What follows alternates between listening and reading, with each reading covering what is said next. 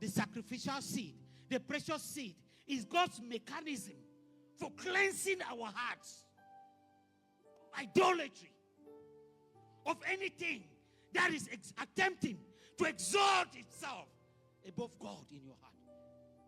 So when God periodically asks us to lay that thing on the altar, something you have earned, something you have labored, something that you have sweated, it's because he wants to remove. Because that thing, he sees everything before you see. He knows what that thing can do in your heart. He said, lay it on the altar. Matthew chapter 9, verse chapter 6. A couple of more scriptures and we're done. He says, do not lay up your treasures for yourself, treasures on earth, wherein moth, rust, destroy, and where thieves break in and steal. I know who I am. Hallelujah. Nobody lives what works.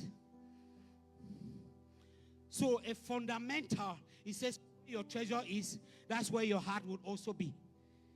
So a fundamental reason why God requires periodic sacrifices or precious seed from us is because it's an effective means, spiritual means of conquering idolatry in our hearts.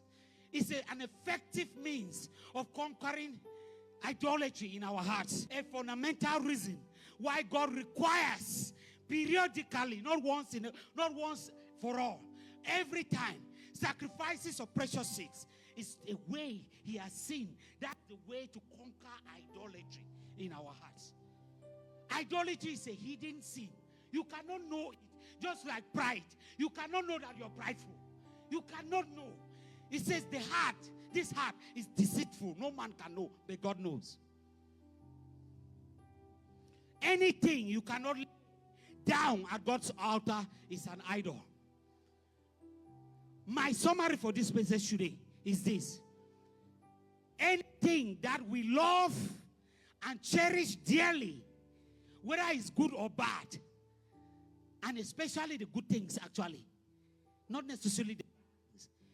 Anything that we love and cherish dearly threatens God's place in our hearts. It threatens God's place in our hearts. And if we cannot lay that down at God's altar, after you've heard this message, after it has been preached to you, the days of ignorance are over, then the thing has become an idol in your life. It has become an idol. That's how we know that you are an idol worshiper.